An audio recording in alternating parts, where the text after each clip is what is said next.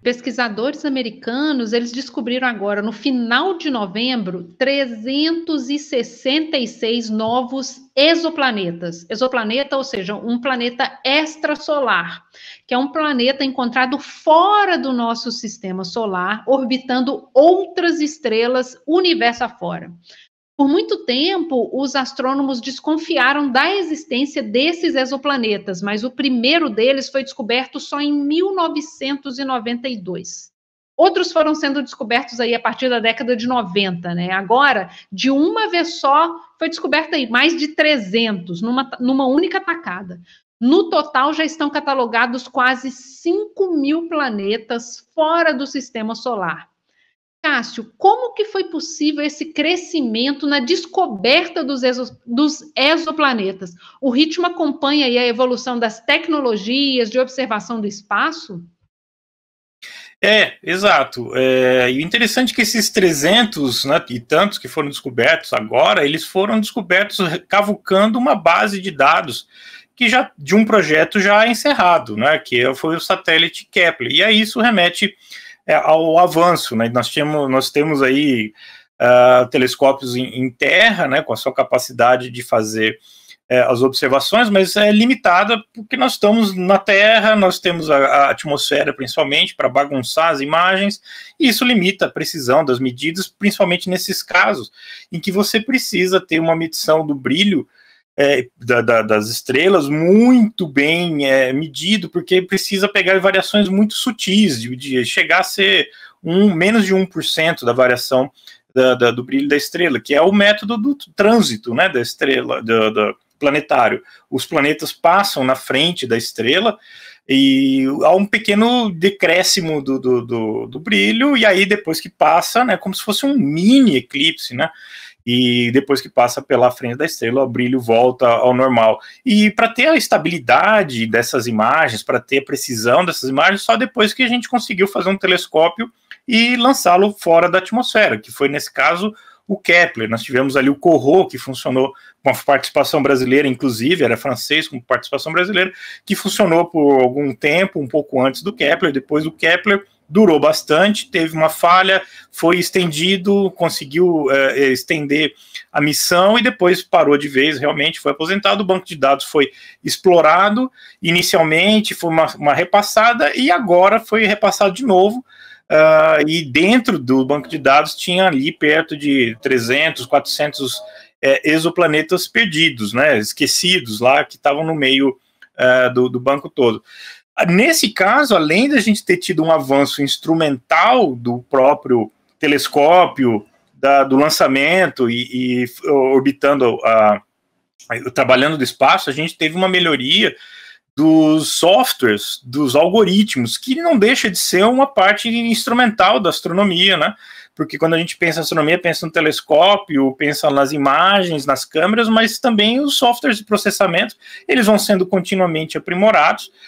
Nesse caso foi utilizado um mecanismo lá com inteligência artificial, redes neurais que simulam, né, o cérebro, né, ou pelo menos um cérebro bem primitivo, um cérebro bem simples, com poucos neurônios, mas eles são treinados exaustivamente para encontrar, identificar padrões mais sutis, e depois que foi rodado, eles aprenderam a encontrar exoplanetas, e aí foi rodado de novo em cima do banco de dados, encontrou aquilo que já está catalogado, e no meio disso tudo ainda conseguiu achar mais uns 300 e tantos. Então houve aí não só essa melhoria, né, de tecnologia instrumental no sentido dos telescópios saírem da Terra para fazer esse tipo de medida, como também depois, né, a capacidade de processamento e os programas de computador que fazem o processamento desses dados todos.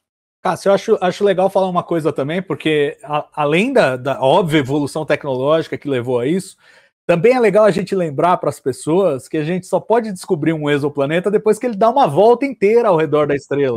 Ou seja, ele precisa passar pelo menos 2 vezes à frente da estrela, ou se for por outro método, que seja observada a curva ali, de forma a identificar uma órbita completa. E aí você fica limitado nas suas descobertas pelo tempo que leva para o planeta completar sua órbita. Os astrônomos precisam esperar a natureza concluir o seu trabalho antes que eles possam fazer as descobertas. Por isso que os primeiros planetas lá nos anos 90, eles tinham órbitas super curtinhas, né? Até surpreenderam muita gente. Planetas gigantes em órbitas super curtas, leva 4, 5 dias para dar uma volta em torno da sua estrela, e com o passar do tempo a gente foi achando esses com períodos mais longos. Agora já sabemos até planetas com a órbita de Júpiter, por exemplo, coisa de 12 anos para circular a sua estrela, porque tivemos 12 anos de observação daquela estrela para fazer essa identificação. Então tem esse jogo também, né? Do mesmo jeito que para vacinas, testar o resultado de vacinas, a gente teve que esperar um certo número de infecções para comparar infectados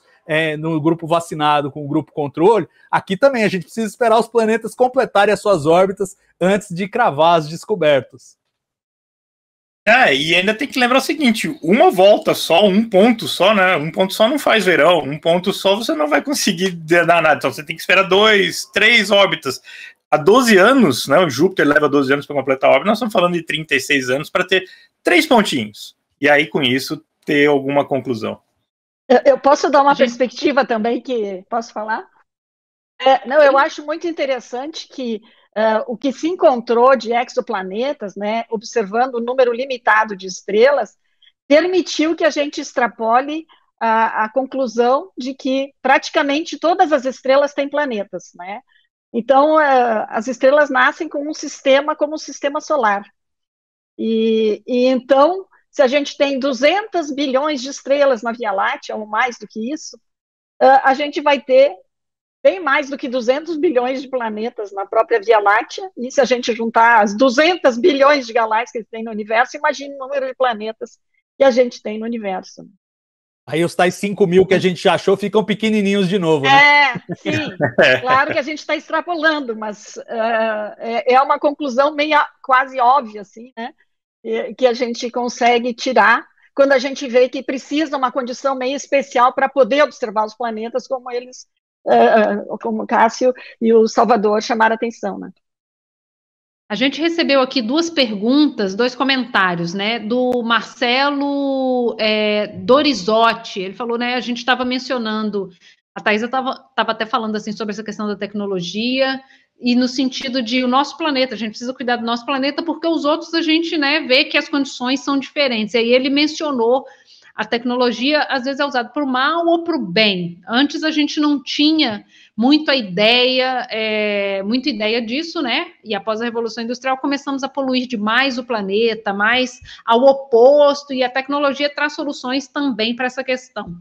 A gente recebeu também um comentário do Ricardo falando que os astrônomos estão perguntando, na verdade, se os astrônomos estão deixando de lado os telescópios ópticos e se dedicando a analisar mais os dados e desenvolver algoritmos. E só mais a gente recebeu agorinha uma pergunta do André Carvalho, perguntando se os satélites da rede Starlink e SpaceX atrapalham a visualização do céu. O Starlink, sem dúvida, né? A gente tem várias imagens de objetos astronômicos, a gente tentando observar e passa lá aquela lista, um monte de lista na frente da imagem da gente, né? Então isso aí é uma desgraça, é muito ruim, e isso teria que ser trabalhado, pelo menos usar uma camada anti-reflex, né? Anti-refletora, para pintar esses satélites, né? Acho que essa seria a solução, né? A questão, eu estava dando uma risadinha contida aqui junto com o Salvador, porque a gente tem altas discussões a respeito do tema, cada um de um lado da corda, né? Eu também sou, claro, partidário aqui da opinião da Thaisa. A questão, a gente tem várias iniciativas que estão sendo seriamente ameaçadas quando elas entrarem em operação, como o Vera Rubin, que é um telescópio que vai fazer o mapeamento do céu do sul, o céu austral lá do Chile. A cada 5 dias ele vai repetir o céu, ele vai fazer passar pelo mesmo ponto do céu a cada 5 noites, né, mais precisamente. E com isso, fatalmente, vai ter muita coisa ali. Tem horas que não vai dar para fazer absolutamente nada, a noite vai acabar começando lá pelas 9 horas da noite e acabar às 3 horas, 4 horas da manhã, dependendo da situação. Mas aí a questão que você estava falando da pergunta, né, a respeito do deixando de lado os telescópios e indo para os dados e softwares, na verdade as duas coisas estão caminhando juntas, que os telescópios, os projetos estão produzindo muitos dados, então faz-se o instrumento e depois, ou, né, ao mesmo tempo, se planeja a capacidade de computação e novos algoritmos mais eficientes que consiga processar esses dados, né, esse tsunami de dados, é a famosa era da Big Data, que vai ter que fazer esse processamento de forma, né, num tempo de uso, né, de pouco tempo, 6 meses, 1 ano, para que produza resultados. Temos em operação e está para ser lançado já o 3º banco de dados, que é o Gaia, que está mapeando a Via Láctea, já tem dados suficientes para ter a posição bem marcada, né, bem medida, de 1 bilhão de estrelas da Via Láctea. Então nós estamos falando em coisa de 1% das estrelas da galáxia. Isso era impensável em termos reais há 10 anos atrás. E para fazer esse processamento de bilhões de estrelas, né, com vários parâmetros, várias medidas, e todos intercorrelacionados, só supercomputadores, né, clusters de supercomputadores, com algoritmos cada vez melhores.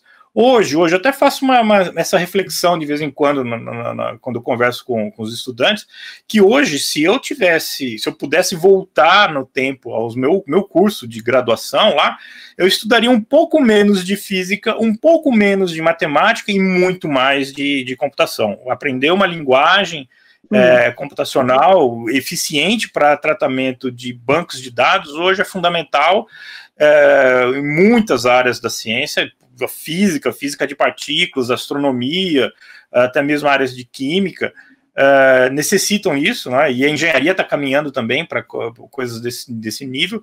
Então, hoje eu daria um foco muito maior na informática, em computação, do que mesmo na própria física, na própria matemática ou as matérias teóricas, né? E como um planeta tem luminosidade baixa e estamos falando aqui de corpos muito distantes de nós, não dá para observar eles muito diretamente. Em vez disso, os astrônomos deduzem a existência de um exoplaneta pelo efeito que a gravidade dele causa à luz da estrela que ele orbita, ou pela sombra de quando ele passa em frente ao Sol. Thaisa, quero voltar aqui à sua especialidade. Se o exoplaneta é tão difícil de observar, o buraco negro deve ser ainda mais difícil, é isso? Assim, porque ele não emite nem reflete luz nenhuma. Como é que a gente consegue observar o buraco negro?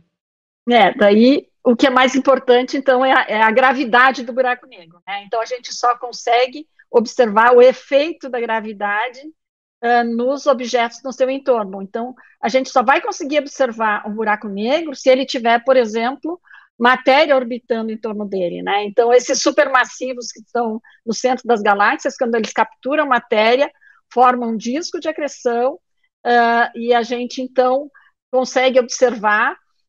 Eu, por exemplo, estou observando agora quasares, então tem uma região que a gente chama região das linhas largas, que é uma região que está orbitando em torno do buraco negro, um pouco além do disco de acreção, que é o disco de matéria que vai cair no buraco negro. Essas nuvens, que depois vão chegar no disco de acreção, elas ainda emitem radiação que eu consigo observar, né? Então, a partir da radiação observada das nuvens, e eu consigo também determinar pelo efeito Doppler da luz a velocidade dessas nuvens, eu consigo, então, pela velocidade, mais ou menos, estimar a distância que elas estão do centro, né, do buraco negro, eu consigo medir a massa do buraco negro e saber também várias coisas sobre ele, né? Então, é assim que se observa os buracos negros. No sistema estelar, muitas vezes, ele está num sistema duplo, que tem uma estrela orbitando o buraco negro estelar, e a gente consegue observar o movimento da estrela que está orbitando o buraco negro estelar, e daí inferir pela velocidade dessa estrela qual é que é a massa do buraco negro que está mantendo essa estrela, quer dizer, que ao redor do qual a estrela está orbitando. Thaisa, então, nesse espírito eu queria te fazer duas perguntas de duas novidades dessa de observação de buracos negros, coisas recentes. Uma foi a imagem do buraco negro, a primeira imagem direta, queria Sim. que você comentasse o tamanho da revolução disso, e outra é o advento das ondas gravitacionais, que agora viraram um outro instrumento também para a gente detectar o indetectável, por assim dizer, né? Sim. Essa primeira imagem, na verdade, a gente está vendo a parte bem interna desse disco de acreção, né? Então, esse gás que está andando a velocidades relativísticas, assim, centenas, 100 mil quilômetros por segundo, a gente consegue enxergar ele bem perto do buraco negro, e a gente tem todos aqueles efeitos de redshift gravitacional. Então, a gente tem que, inclusive, fazer um modelo para entender esse movimento, e para resolver a região, ou seja, para conseguir fazer uma imagem, seria necessário um telescópio do tamanho da própria Terra, né, com digamos, uma superfície que teria uma seção reta do tamanho da Terra. E então o grande lance foi usar esse Event Horizon Telescope, que é usar telescópios na faixa milimétrica, espalhados ao longo da superfície da Terra. Se usou de 8 a 10 antenas, observatórios, na verdade, né, porque tem alguns observatórios que são conjuntos de antenas para fazer o que a gente chama de interferometria. Isso porque enxergar o horizonte de eventos do buraco negro da M87 é equivalente a enxergar uma laranja na Lua, fazer uma imagem de uma laranja na Lua. E daí, para imaginar uma coisa pequenininha, a gente precisa um telescópio muito grande. E então, o que foi feito, o Event Horizon Telescope, é observar ao mesmo tempo todos esses observatórios, esses 8 espalhados na superfície da Terra, observar a mesma fonte e depois combinar o sinal com essa técnica de interferometria, que precisa também bastante computação para modelar, né? Porque, na verdade, é um telescópio do tamanho da Terra, mas ele é furado, né? Ele só tem partes dele preenchido. Então, a gente tem que usar o software para reconstituir a imagem. Então, aí, de novo, né, vem o que o Cássio falou, da importância da programação, né, para a gente conseguir tirar a informação dos dados, né? Então, essa foi a tecnologia usada para fazer a imagem bem lá do centro, na faixa milimétrica, que é a radiação bem perto do buraco emite nesse comprimento de onda, e usou essa técnica de interferometria. E a outra forma, né, outra novidade que o Salvador mencionou, são as ondas gravitacionais, que são resultado da oscilação, né, do campo gravitacional, da flutuação de campos gravitacionais, e isso, como as ondas são muito fraquinhas, tu precisa um campo gravitacional muito forte para detectar, e isso, então, foi possível pela primeira vez com o LIGO, o LIGO, em inglês, né, e o Virgo, que é na Itália, o LIGO nos Estados Unidos, mas, por enquanto, a gente está conseguindo detectar colisões colisões de buracos negros, ou de estrelas de nêutrons, ou estrelas de nêutrons junto com buracos negros estelares, né, e a frequência daí é adequada para ser detectado com esses instrumentos. No caso dos buracos negros supermassivos, a gente vai precisar de um outro instrumento, que é semelhante ao LIGO e o Virgo, mas que vai ser o LISA no espaço, né? Então, isso aí é uma coisa para o futuro, né? E em 2002, cientistas começaram a observar 3 gigantes gasosos, planetas do tamanho de Júpiter, que orbitam a estrela Kepler-51, a 2.600 anos-luz da Terra. Depois eles descobriram algo curioso sobre os gigantes, eles são fofos. Apesar de terem o tamanho de Júpiter, a massa deles é só um pouco maior que a Terra. Da Terra. E a densidade deles foi comparada, inclusive, à do algodão doce. Isso acontece porque os planetas são muito jovens ainda, são bebezinhos. Esse é só um exemplo aí da variedade de planetas que estão por aí. Tem planeta que orbita seu Sol em poucos dias, outros orbitam 2 sóis, outros não orbitam Sol nenhum, ficam aí na sua, vagando pela galáxia, tem gigante gasoso como Júpiter e planetinha rochoso igual a Terra e Marte. Em outubro desse ano, a NASA descobriu o primeiro exoplaneta, um planeta fora da nossa galáxia. Ele orbita um sistema binário formado por uma estrela e um buraco negro. À medida que o buraco negro suga a energia da estrela, ela emite raio-x. Salvador, você já imagina aí mais ou menos para onde é que está indo o meu papo, né? Com tanto planeta por aí, planeta para todo gosto, será que é possível que não tem ninguém aí para a gente conversar? Olha, eu acho assim, a gente não sabe exatamente o que precisa para a vida ter surgido, mas se basta ter um planeta parecido com a Terra, aí certamente o universo deve estar cheio de vida em alguns desses lugares, certamente pode ter aparecido alguma espécie inteligente. Aí entra uma outra questão, a gente estava falando, passou boa parte do programa falando das distâncias, né? E aí é que entra essa variável também. Talvez tenha um monte de gente lá fora para a gente conversar, só estejam muito distantes. É muito difícil você bater um papo com alguém se leva 1000 anos para sua mensagem chegar lá, depois outros 1000 para eles responderem. Os astrônomos estão usando os radiotelescópios, as antenas, em busca de sinais. Quem sabe alguém resolveu mandar uma mensagem para nós. Até agora não acharam nada, mas acho que vale a pena procurar, né? Vai que alguém mandou para a gente alguma coisa. O Carl Sagan brincava e falava, olha, como as distâncias são muito grandes, é capaz da galera já transmitir direto a enciclopédia galáctica, assim, porque não vai dar para ficar fazendo conversinha. Então vamos ficar ouvindo, quem sabe tem alguma coisa muito bacana vindo na nossa direção, e eu acho que assim, mesmo que a gente nunca decifre a mensagem, só o fato da gente captar um sinal que vem de uma fonte artificial extraterrestre já seria absolutamente fantástico, mostraria que não somos a única civilização no universo. Mas por enquanto está só no terreno da especulação isso, realmente não sabemos se há muitos ou se não há nenhum. Vai ver, já mandaram, hein, Salvador? Só tá demorando chegar. A gente ainda não sabe. Jornalismo independente, pluralidade e análise de qualidade. Apoie o nosso projeto. Seja membro do canal My News.